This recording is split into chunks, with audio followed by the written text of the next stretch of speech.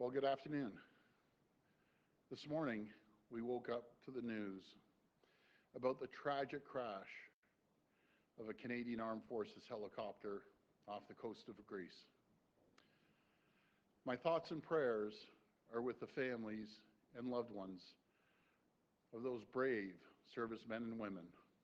God bless them all. I want to start by addressing something head on.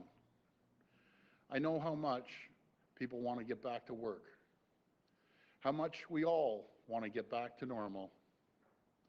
I hear it, I see it, and I feel it.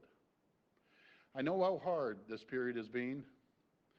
I feel your grief for the lives you have lost. I feel your frustration in the face of this enemy.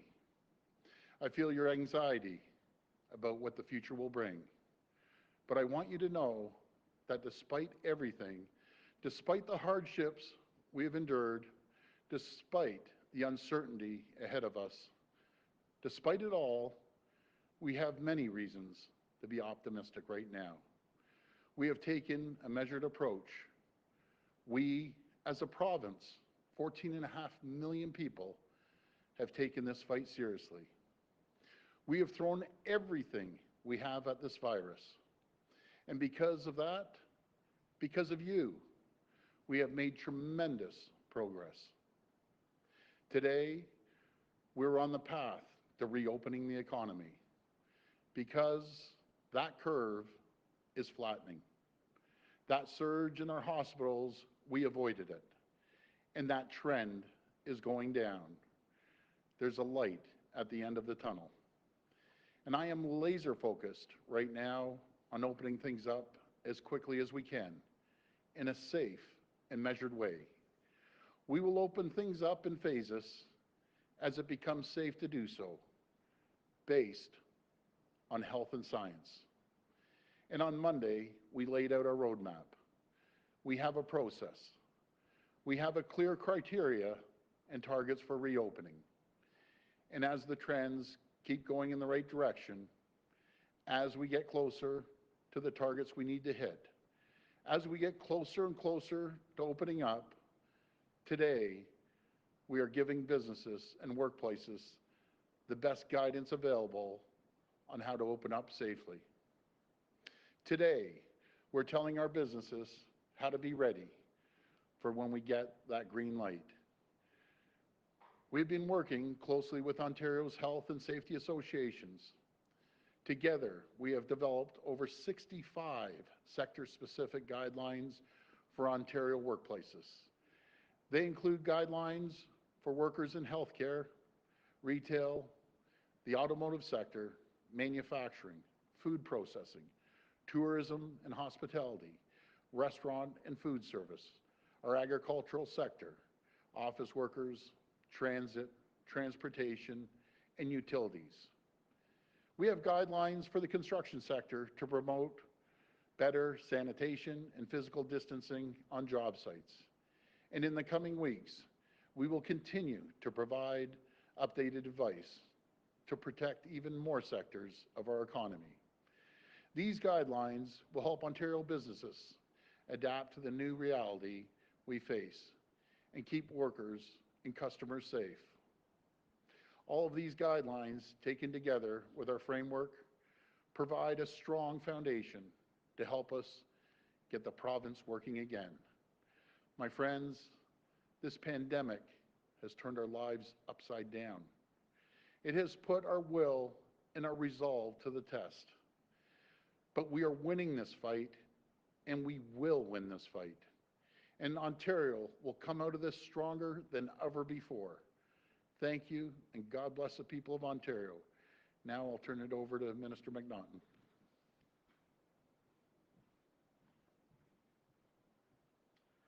Good afternoon, everyone.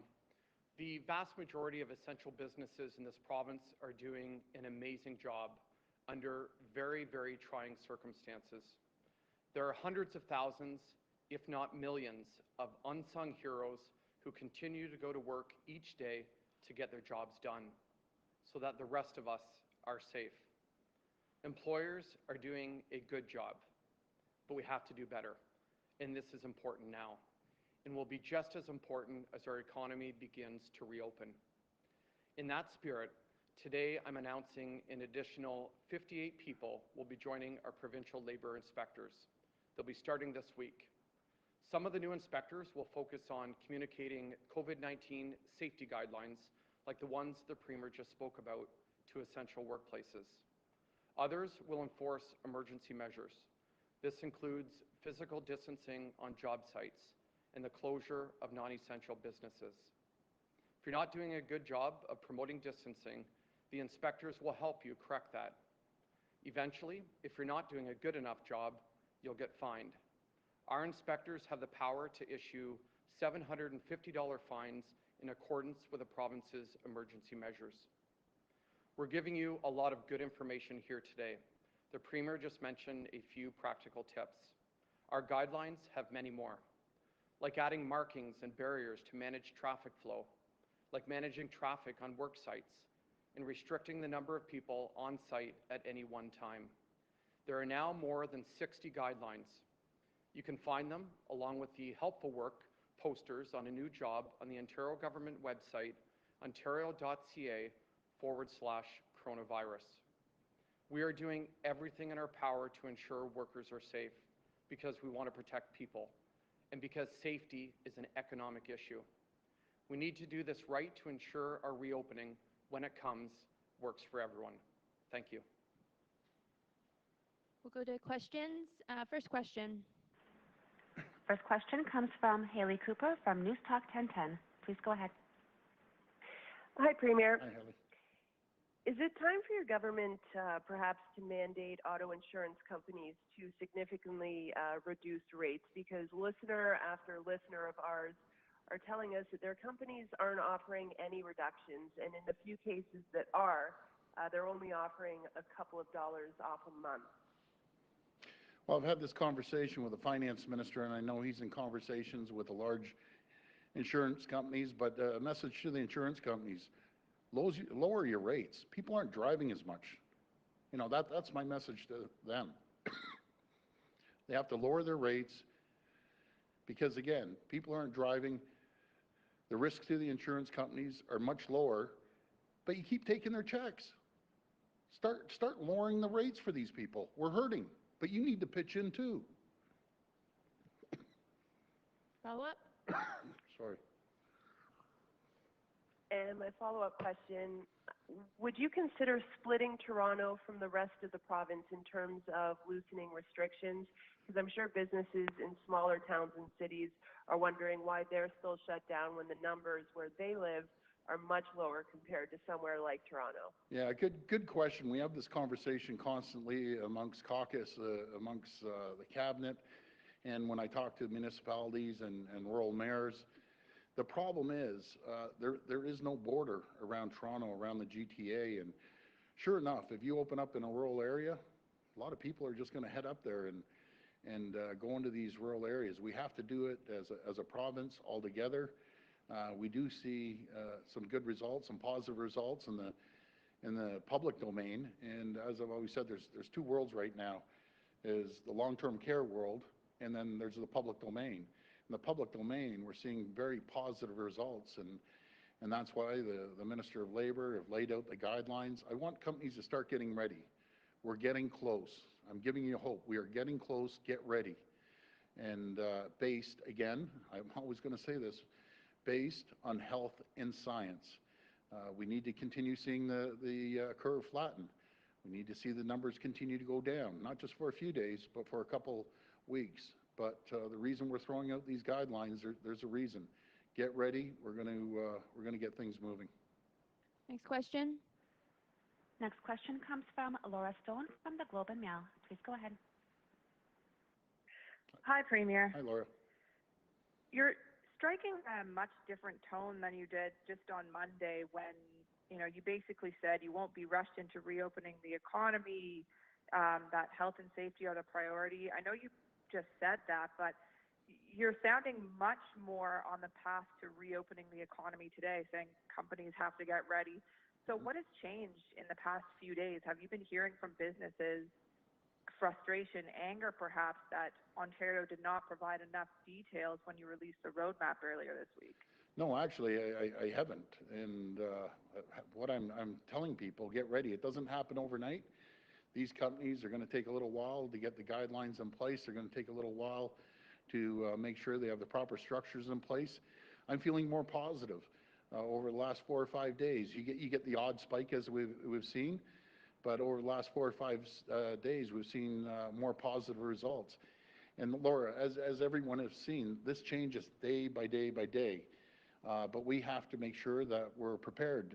Monty has been working, Minister McNaughton has been working on these guidelines over the last couple of weeks, knowing the day is going to come. But we just can't throw out the guidelines and expect people to open up overnight. This is a clear indication that the time is coming sooner, and we're going to get there. And I just want people to be prepared.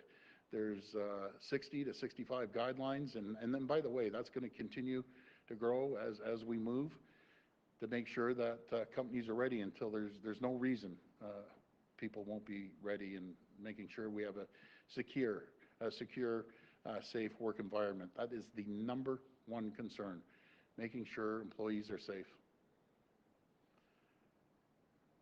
And we're also hearing about a personal support worker, Arlene Reed, who her family says died after contracting COVID-19. Her family also expressed some concerns that she was concerned about not having adequate PPE and that she felt pressure to return to work. So I'm wondering if you can address this, Premier, and perhaps Minister McNaughton, about the pressure that some of these essential workers are facing by their employers to get back to work, and what they should be doing in those situations when they have to look out for their own health as well. Well, first of all, my condolences and my prayers and thoughts go out to all families that lost loved ones. It's a tragedy. But we have said over and over again, anytime a long-term care home feels that they need PPE, they call. They all have the number. They call within 24 hours. We have people, Laura, sitting there waiting for calls from long-term care. And once they call us, within 24 hours, they're getting PPE. And we're on it right now. We have the PPE. All they have to call, and if they can call anytime, even Saturday, Sunday, whenever, if they notice they're running out. Next question. Next question comes from Cynthia Mulligan from City TV. Please go ahead. Hi, Premier. Hi, Cynthia. Experts and epidemiologists seem to agree that before you open up the economy, there must be random testing in the community to create a baseline, and then test every couple of weeks after to see how opening up the economy is impacting the potential spread of COVID-19. Have you considered doing that? Will you push for that type of testing? And if not, why not? If I can pass that over to the Minister of Health. Well, yes, that is a very important factor in terms of opening up the economy. That was indicated by Dr. Williams, our Chief Medical Officer of Health, that first of all, we need to see a downward trend in terms of the number of cases. And we are starting to see that. There was a bit of a bump today, but we can expect that as time goes on. The most important thing is we are headed in the right direction. We also need to make sure that we can expand our testing. We are doing that, but we also need to, we have the public health capacity in terms of capacity of our hospitals. But the final piece is that surveillance in the community. That is going to be really important for us, especially when we are in a position to start opening up parts of the economy, to make sure that we don't see outbreaks in any particular areas.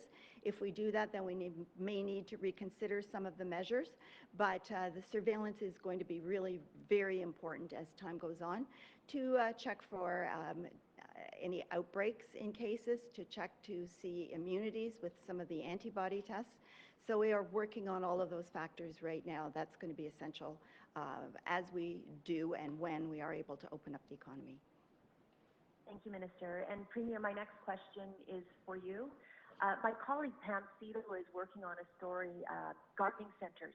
They're very concerned because they have a narrow window to sell plants that have a small lifespan and need to get into the ground. Yes. Do you have any sense of when you might open up gardening centers? And not to mention the fact that people need something to do, and for many it's mental health. I agree 100% with you, and good news is coming very, very, very shortly. That's what I can say right now. But I agree, nothing is better, than going to the garden center, grabbing some plants, going in the backyard and planting the flowers.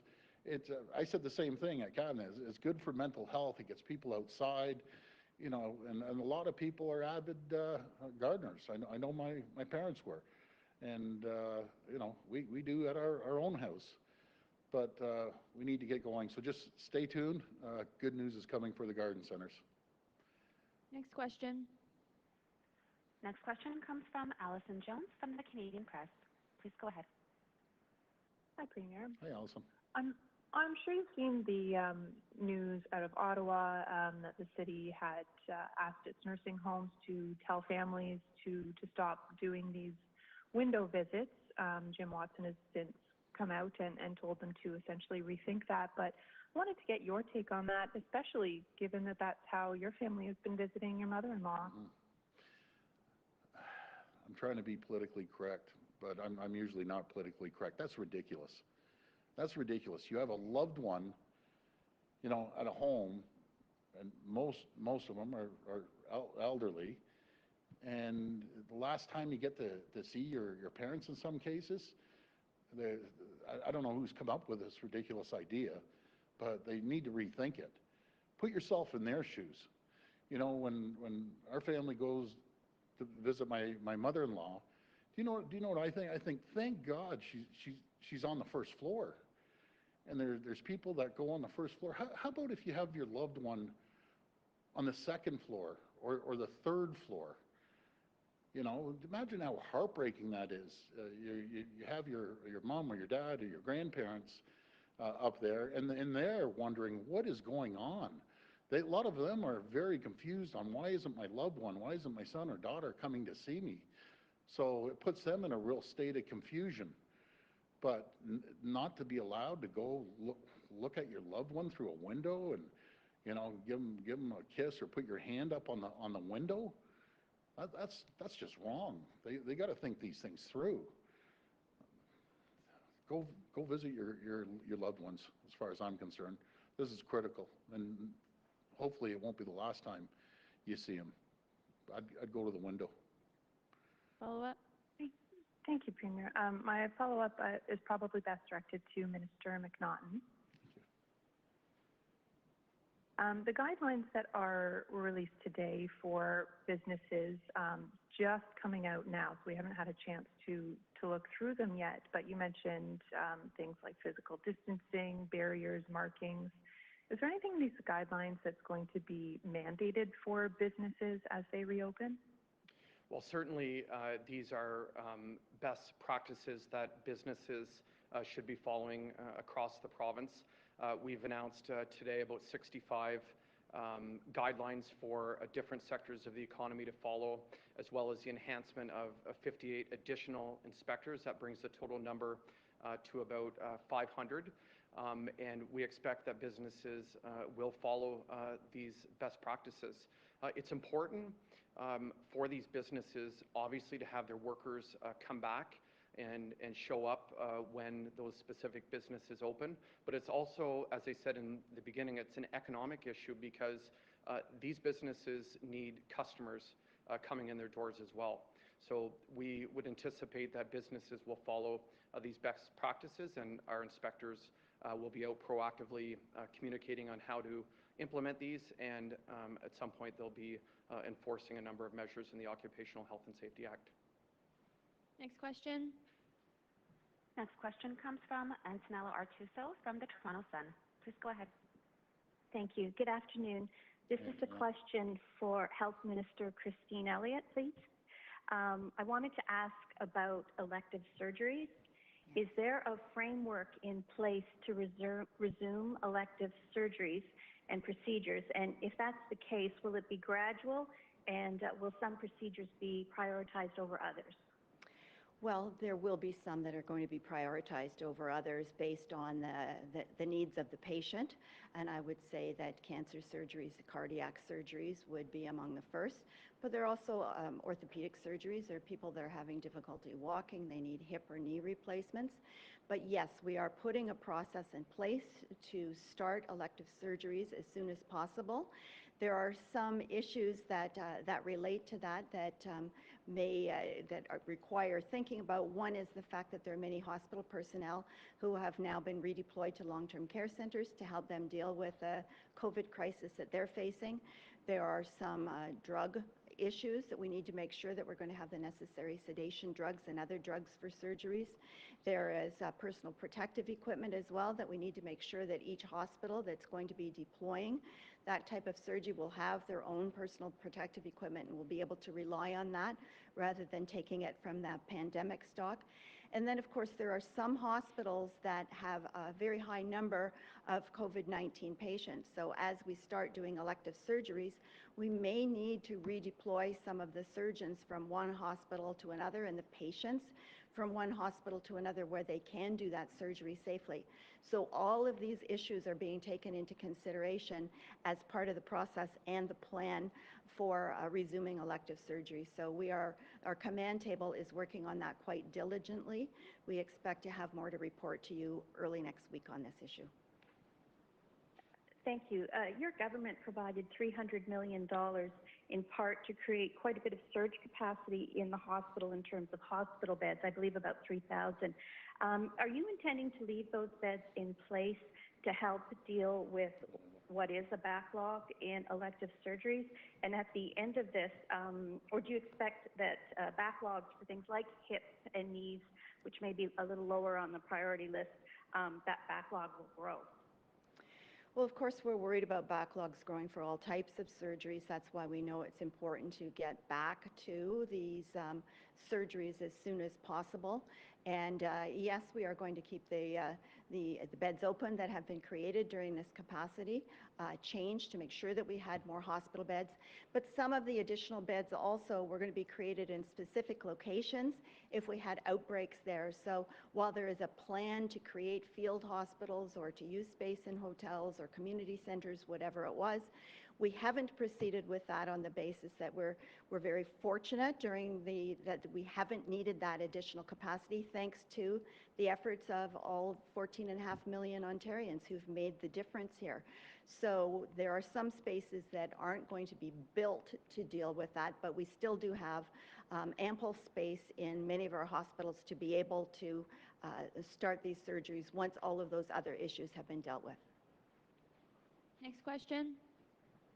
Next question comes from Lisa Shing from CBC. Please go ahead. Hi there, Premier. Hi, Lisa. Overall, the number of deaths in long-term care homes has continued to rise. It's up by about 60% from. Why hasn't the province been able to contain the spread of COVID-19 in these homes yet? Well, we're throwing every single resource at these homes. And, you know, it depends if you look at the percentage.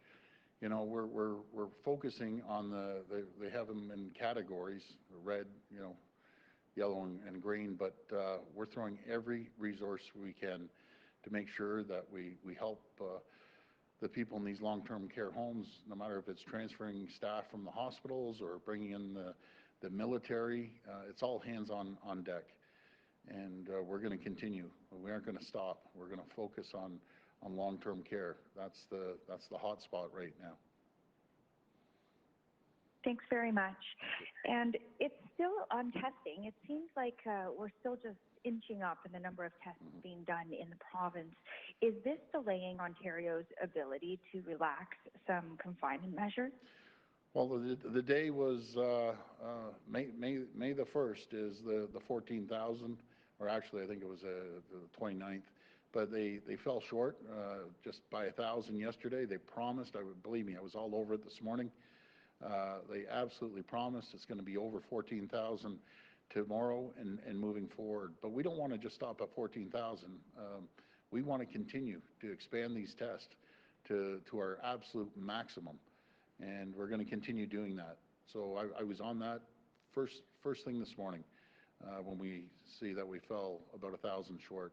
But I do want to say I do have confidence in our health team.